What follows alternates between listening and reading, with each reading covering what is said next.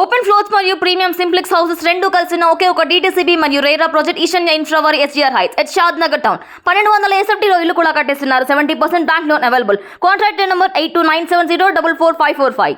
Nirmala convent చేసినప్పుడు చాలా చిన్న అంటే నేను ఎక్స్పీరియన్స్ చేయడానికి అంటే సెట్ ఎలా ఉంటుంది, సెట్లో డైనమిక్స్ ఏంటి, అంటే ఏం జరుగుతూ ఉంటుంది, ప్రైమరీగా ఒక యాక్టింగ్ ఎక్స్పీరియన్స్ కానీ ఇవన్నీ వస్తాయి కదా అని చేసింది. అండ్ డెఫినెట్గా చాలా నేర్చుకున్నాను. అంటే ఆ సెట్లో సినిమాటోగ్రఫర్లో త్రూ కానీ అబ్జర్వ్ చేసి కానీ లైటింగ్ ఏం చేస్తున్నారు అవన్నీ, అంటే అప్పుడు ఉండే అండర్స్టాండింగ్. నాగార్జున గారిని కలిసారా? కలిసా సార్. అప్పుడు ఒక సీన్ కూడా ఉంది, సినిమాలో ఉందో లేదు నాకు గుర్తులేదు. ఒక సీన్. సో కలిసాను సార్ డెఫినెట్గా. ఓకే. మొన్న బిగ్ బాస్కి వెళ్ళినాం ఫినాలికి, గ్రాండ్ ఫినాలికి, ఆయన అక్కడికి కలిసాను. ఓకే. సో అంటే ఆయన ఎప్పుడన్నా ఆయన సలహాలు కానీ ఇవ్వటం కానీ అట్లాంటి ఏదైనా జరిగిందా అప్పుడు నిర్మలా కాన్వెంట్ టైంలో కానీ తర్వాత కానీ? అంత అంటే మాకు ఆయనకి అంత టైం లేదు సార్. డెఫినెట్గా ఆయన టైం ఉంటే ఆయన మాట్లాడి ఉండేవాళ్ళని, ఆయనతో అడిగి ఉండేవాడిని. మొన్న ఒక వీడియో కూడా చేస్తాం, అంటే ఆయనతో. అంటే ఆయన ఎంత అంటే లైక్ నాకు గొప్ప విషయం ఏంటంటే ఆ గ్రాండ్ ఫినాలే రోజు ఆయన అంటే అయిపోయింది, మా స్టేజ్ పనికి వెళ్ళాం, అయిపోయింది. ఆయనకి బ్రేక్ వచ్చినప్పుడు ఒక రీల్ చేస్తారా సార్ అని అడిగాము. అంటే మా సినిమాకి సంబంధించింది ఏం లేదు. మేము నాకు అక్కడ ఒక డౌట్ వచ్చింది. మీరు చూస్తేనేమో అక్కడ విజయవాడలో ఏడో ఆ రోజు ప్రోగ్రామ్ ఏదో ఉంది మీకు? అవును సార్. అంటే ఆ షూటింగ్ బిగ్ బాస్ ది 1 day ముందు అయిపోయింది. ఓకే. మీ పార్ట్ వరకు 1 day ముందే వచ్చేసి. అవును. చేసి తర్వాత మేము విజయవాడకి వెళ్ళిపోయాం, అక్కడ కాలేజ్ దీనికి వెళ్ళిపోయాం. రైట్. ఈ బిగ్ బాస్ షోలు అన్ని మధ్యలో ఆయన బ్రేక్ లో ఒక రీల్ చేస్తారు సార్. మాతో ఏం లేదు, మిమ్మల్ని వచ్చి బబుల్ గమ్ లవ్ స్టోరీ కాబట్టి ఎలా లవ్ చేయాలి ఇవన్నీ అడిగితే ఆయన ఆ షూటింగ్ మధ్యలో బ్రేక్ లో ఆయన చేశారు మాకోసం ఒక రీల్. అండ్ ఫస్ట్ ఏమైందంటే షూట్ చేసే కెమెరామెన్ వాళ్ళు ఆడియో రికార్డ్ చేయలేదు. తర్వాత వచ్చి ఆయన అంత బిజీగా ఉండి ఇప్పుడు సడన్ గా ఆడియో లేదు అంటే ఏమనుకుంటారు అని చెప్పి మళ్ళీ మూగ సినిమా లాగా ఉందా? మూగ సినిమా లాగా ఉంది. సో నిర్మోహమాటంగా ఆయన దగ్గరికి, సార్ ప్లీజ్ సార్ ఒక్కసారి ఆడియో, సారీ ఎందుకు చెప్తున్నా, చలో మళ్ళీ చేద్దామని సేమ్ అనేది చేశారు. అది నాకు చాలా గొప్పగా అనిపించింది. అంటే ఆయనకి ఆ షూటింగ్ మధ్యలో మమ్మల్ని సపోర్ట్ చేయడానికి ఆ ఇంట్రెస్ట్ ఉంది చూడండి, అది చాలా నచ్చింది నాకు. అది చాలా అంటే రెస్పెక్ట్ కానీ అన్ని కూడా ఆయన వైపు బిల్డ్ చేశాయి. అంటే మళ్ళీ రెండోసారి చేయడానికి సౌండ్ పోయింది. మళ్ళీ అక్కడ ఆయన బిగ్ బాస్ షూటింగ్ జరుగుతుంది, ఆయన ఫ్రీగా ఏం లేరు, అయినా కూడా ఆయన చేశారు. సో అది చాలా గొప్పగా అనిపించింది సార్ నాకు. సో ఇలాంటి ఇన్సిడెంట్స్ మనకి ఇన్స్పిరేషన్ అనుకోవాలి. అవును. సో ఈ సినిమాని అంటే పర్టికులర్గా ఈ సబ్జెక్ట్ని మీ లాంచ్ ప్యాడ్గా ఎన్నుకోవడానికి ఏదైనా ఉందా? ఇది అంతకుముందు ఏదైనా స్టోరీస్ విన్నారా?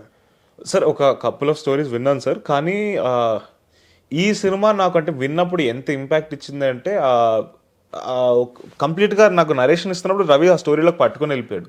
యాక్చువల్గా రవి అంతకుముందు క్షణం డైరెక్టర్, అలాగే కృష్ణ అండ్ హిజ్ లీలా. అవును సార్. సో అలాంటి సినిమాలతోటి అతను చాలా మంచి పేరు సంపాదించుకుంటే మంచి రైటరు. అవును సార్.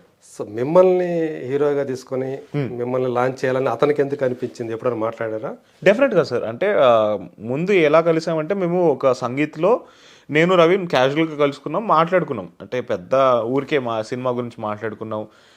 నాకు రవికాంత్ ఎవరో తెలుసు, రవికాంత్కి అప్పటికి నేను ఎవరో ప్రాపర్గా తెలియదు, ఎందుకంటే నేను వెళ్ళి డైరెక్ట్గా నేను సో కొడుకుని పరిచయం చేసుకోలేదు. ఇలా డీసెంట్గా మాట్లాడుకున్నాం, అప్పుడు ఫ్రెండ్స్ అయ్యాం. తర్వాత ఒక సంవత్సరం తర్వాత అంటే నేను ఒక 2-3 కథలు అవుతున్నాయి అనుకొని అవ్వట్లేదు. సో అప్పుడు రవికాంత్ ఊరికే అడిగాను, రవి ఊరికే నాకు జస్ట్ డిస్కస్ చేయడానికి కలుద్దాం అనుకుంటున్నాం, ఊరికే ఒక కాఫీ కలుద్దామని అడిగాను. ఆ రోజు రవికి ఏం తట్టిందో అంటే మేబీ నన్ను చూసి తన దగ్గర ఉండే స్టోరీ క్యారెక్టర్ లాగా నేను కనిపించానేమో తనకి. సో ఆ రోజు చెప్పాడు. అంటే మాట్లాడుకుని ఒక 10-15 నిమిషాల తర్వాత రవి అన్నాడు, నా దగ్గర ఒక స్టోరీ ఉంది వింటావు అంటే, భయ్యా నువ్వు చెప్తావు అంటే నేను ఎందుకు వినను, ప్లీజ్ నాకు చెప్పు అని చెప్పి విన్న తర్వాత నాకు చాలా అంటే చాలా నచ్చేసింది. రవికి కూడా సంభవ్ నేను ఆ క్యారెక్టర్లో కనిపించాను. ఓకే. అంటే నేను ఆ క్యారెక్టర్గా కనిపించడం వల్ల రవికి నచ్చింది. అండ్ తర్వాత రవి కూడా చాలా ప్రాక్టికల్ మనిషి, జస్ట్ కనిపించాను కానీ వదిలేదు. ఒక ఆడిషన్ కూడా అడిగేశాడు. తర్వాత నెక్స్ట్ డే ఒక అంటే ఆడిషన్ లాగా ఇచ్చేసి ఒక సీన్ తీసుకొని చేసిన తర్వాత ఓకే అనుకున్నాం. దెన్ ముందరికి వెళ్ళాం. ప్రైమరీగా మీరు అడిగిన క్వశ్చన్కి రవికి నాకు తెలిసి నేను ఆ క్యారెక్టర్ లాగా 100% కనిపించాను ఆ రోజు. సో డెఫినెట్గా చాలా అగ్రెసివ్గా ఉంది కదా ట్రైలర్లో చూసినప్పుడు. నిజ జీవితంలో రియాలిటీకి వచ్చేటప్పటికి రోషన్ అలాగే ఉంది? అయ్యో లేదు సార్, అస్సలు లేదు సార్. అంత అగ్రెసివ్గా అయితే ఎప్పుడూ లేను. ఈ సినిమాలో ఉన్నంత అగ్రెసివ్గా అయితే ఎప్పుడు లేను. అట్లానే మెతక అబ్బాయి కూడా కాదు. మెతక అబ్బాయి అయితే కాదు సార్. అంటే ఎవరైనా వచ్చి ఊరికే ఇబ్బంది పెడుతున్నారంటే అంటే ఆ లెవెల్లో కోప్పడినేమో కానీ మాట్లాడేస్తాం. అంటే దాన్ని ఎలా డీల్ చేయాలి అలా డీల్ చేస్తా. కామ్గా అయితే ఉండవు. కామ్గా అయితే ఉంటుంది. ఎవరైనా వచ్చి ఊరికే ఇరిటేట్ చేస్తే రెస్పాండ్ అవుతా. సో బబుల్ గమ్లో క్యారెక్టర్, అది ఆ క్యారెక్టరైజేషన్ ఎలా ఉంటుంది? బబుల్ గమ్లో క్యారెక్టర్, నా క్యారెక్టర్ పేరు ఆది సార్. సో క్యారెక్టరైజేషన్ ఎలా ఉంటుందంటే, నేను ఒక అసిస్టెంట్ డీజే, మిడిల్ క్లాస్ అబ్బాయిని. మా ఫాదర్కి ఒక చికెన్ షాప్ ఉంటుంది. నేను ఒక మిడిల్ క్లాస్ అబ్బాయి. నాకు హర్ష చేశాడు కదా character. Father character sir. Father character Jayarameshwar గారు అని సిద్ధు జొన్నలగడ్డ గారు బ్రదర్, ఆయన చేశారు. హర్ష వేరే క్యారెక్టర్ చేశాడు సినిమాలో. అవునా? సో మా ఫాదర్కి ఒక చికెన్ షాప్ ఉంటుంది. నాకు ఎలాగో అంటే ఆ ఇంటర్నెట్ క్యాఫేలు ఇవన్నీ ఉండేవి కదా. అంటే ఇది నేను రాసుకున్న స్టోరీ. ఈ సినిమాకి మొదలవకముందు ఎందుకు వీడు డీజే అవుదాం అనుకున్నాడు అంటే, ఇంటర్నెట్ క్యాఫేలో ఏదో రోజు గేమ్ ఆడడానికి వెళ్తున్నప్పుడు పక్కన కౌంటర్లో ఒక అన్న డీజే కాన్సర్ట్ వీడియో చూస్తున్నాడు. అరే భలే ఉంది, ఇది ఏదో ఉందని అలా వాడికి మొదలవుతున్నాం అది డీజే అవుదాం అని. సో అలాగా వాడు ఎలా చేయాలో అర్థం కాక ఇక్కడ ఏదో క్లబ్లో వీటిలో డీజేలు ఉంటారు కదా, వాళ్ళ దగ్గర జాయిన్ అవుతాడు. ఒక డీజే దగ్గర అసిస్టెంట్గా పనిచేస్తుంటాడు. వాడేమో వీడిని కొంచెం ఇబ్బందులు పెట్టి అన్నీ చేసి ఫైనల్గా కొన్ని సినారీస్ జరుగుతాయి. అది సినిమా చూస్తే తెలుస్తుంది. సో ఓవరాల్గా స్టార్టింగ్ అంతా కూడా కొంచెం మెత్తగా మరీ అంటే ఈ వరల్డ్కి వచ్చేసరికి, ఎందుకంటే ఒక మిడిల్ క్లాస్ అబ్బాయికి ఇటువైపు వచ్చేసరికి కొంచెం అంటే అరే వాళ్ళు పెద్దోళ్ళు రా అన్నట్టు ఒక ఫీలింగ్ ఉంటుంది. సో అలా ఇలా చేతులు కట్టేసుకొని అన్న ఓకే అన్న అన్నట్టు ఉంటాడు. కొంచెం ఒబీడియంట్గా ఉంటాడు ఫస్ట్లో. తర్వాత సినిమాలో ఉంటుంది. ఓకే.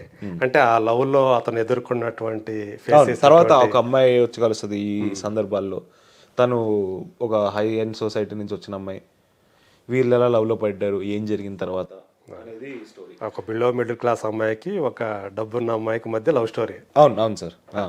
సో ఇందులో చూస్తే మీ క్యారెక్టర్లో కొంత ఆ వేరియేషన్స్ మీరు అన్నట్టు స్టార్టింగ్లో కాస్త ఒబిడియంట్గా ఉంటే తర్వాత యారోగెంట్గా మారారు. సో ఈ ఫేసెస్ అన్నిటినీ కూడా మీరు చేసేటప్పుడు ఎలా అనిపించింది మీకు? ఈజీగా చేసేయగలిగారా? సెట్లో అయితే చాలా ఈజీగా వచ్చింది సార్. ఎందుకు అంటే నేను రవికాంత్ 1 month రిహర్సల్స్ వర్క్షాప్లు పెట్టేసుకున్నాం. అంటే ప్రతి సీన్ని తీసేసుకొని ఈ సీన్ ఇలా చేద్దాం అలా చేద్దామని రవి నాకు డిస్కస్ చేశాడు. అండ్ అన్ని ఇద్దరు డిస్కస్ చేసుకొని సెట్ పైనకి వెళ్ళాం కాబట్టి ఈజీగా అయిపోయింది సెట్లో. ఓకే. అండ్ ఎలా అనిపించింది అంటే సార్, నాకు ఒక థ్రిల్ ఇస్తుంది సార్. అంటే ఇప్పుడు నేను ఎలాంటి వ్యక్తిని అంటే, ఇప్పుడు ఏడ్చే సీన్ ఉందనుకోండి, అది ఒకవేళ అది కరెక్ట్గా చేయగలిగాను, డైరెక్టర్కి నచ్చిందంటే ఆ మూమెంట్లో అదొక క్రేజీ థ్రిల్ ఇస్తుంది. సో అలా నేను ఈ సినిమాలో ప్రతి సీన్ని ఎంజాయ్ చేశాను చేసేటప్పుడు. సో డెఫినెట్గా మొత్తం సినిమా అంతా కూడా చేసేటప్పుడు ఒక క్రేజీ థ్రిల్ ఎనర్జీతో చేశాను. అంటే ఇందులో ఒక లవర్ బాయ్ ఉంటాడు మీ క్యారెక్టర్లో, అట్లా ఒక ferocious angry young man. Definitely sir. అది కూడా ఉంది, ఆ కోణం కూడా ఉంది సార్. సో ఇలాంటి చేసేటప్పుడు నిజంగానే ఒక ఫుల్ మీల్స్ చేసామన్న ఫీలింగ్ ఏమైనా ఇచ్చిందా ఇది? అవును సార్. అంటే రవి రాసుకున్న స్క్రిప్ట్ అయితే ఓవరాల్గా చాలా ఎమోషన్స్ ఉన్నాయి. ఆల్మోస్ట్ అన్ని ఎమోషన్స్ ఉన్నాయి. అండ్ అది దాంట్లో మదర్ ఎమోషన్ కూడా ఉంది. అంటే కొన్ని సీన్స్ మదర్తో ఉన్నాయి. రవి రైటింగ్లో నాకు బ్రిలియంట్గా అనిపించింది ఏంటంటే, ప్రతి ఒక్క క్యారెక్టర్కి వాళ్ళ మూమెంట్ ఉంది. అంటే ఏదో వాళ్ళు క్యారెక్టర్ ఆర్టిస్ట్ లాగా వచ్చి ఏదో ఒక చిన్న డైలాగ్ చెప్పేసి వెళ్ళిపోకుండా వాళ్ళకి వాళ్ళ స్పేస్ ఉంది. అంటే వాళ్ళు వాళ్ళ డైలాగ్ చెప్తున్నప్పుడు ఇంకెవ్వరు కనిపించరు. ఆ స్పేస్ అందరి క్యారెక్టర్స్కి ఇచ్చాడు.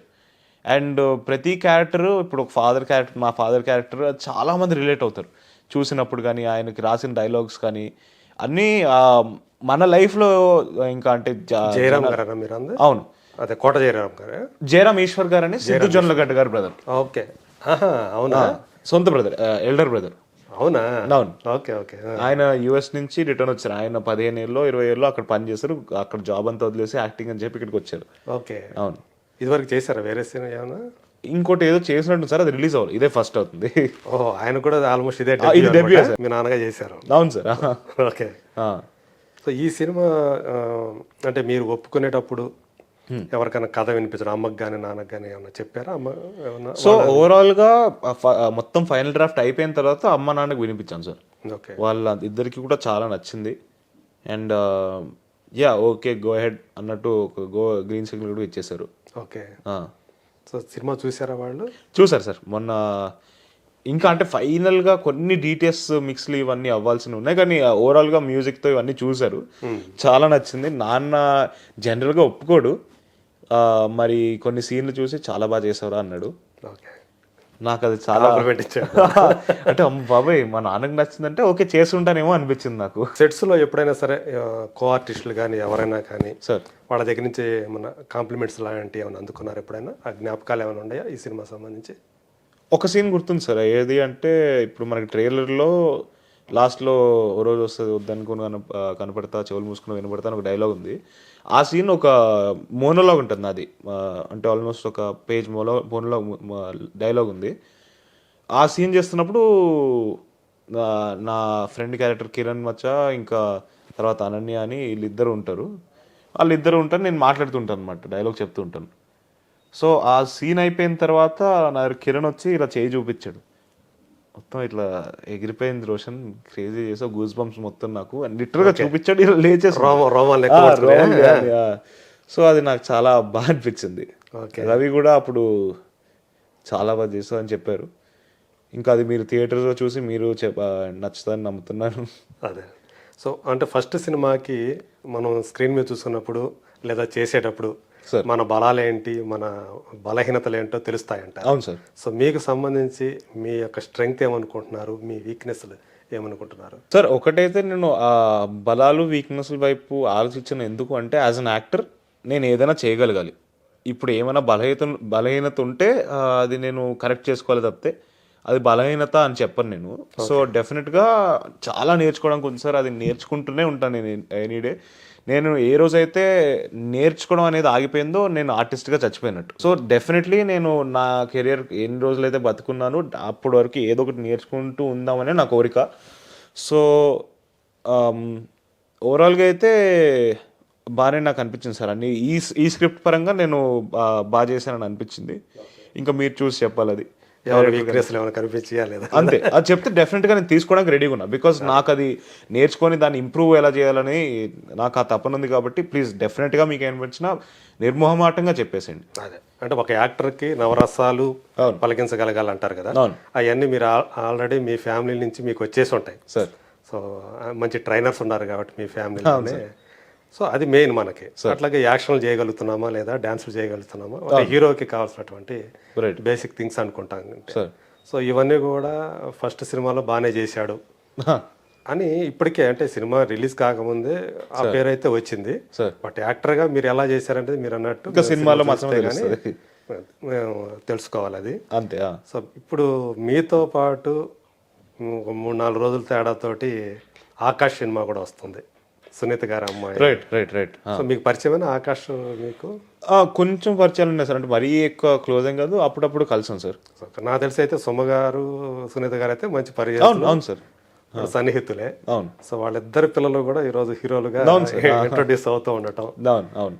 సో అంటే మీకు అంటే ఆకాష్ తోటి ఎక్కువ పరిచయం లేదు సార్, అంటే అప్పుడప్పుడు ఏదో టచ్లో ఉండి మెసేజ్ ఏమైనా ఆల్ ది బెస్ట్ అంతవరకే ఉంది, కానీ పెద్ద పరిచయం లేవు. బట్ కలిసాం సార్, 2-3 సార్లు కలిసాం.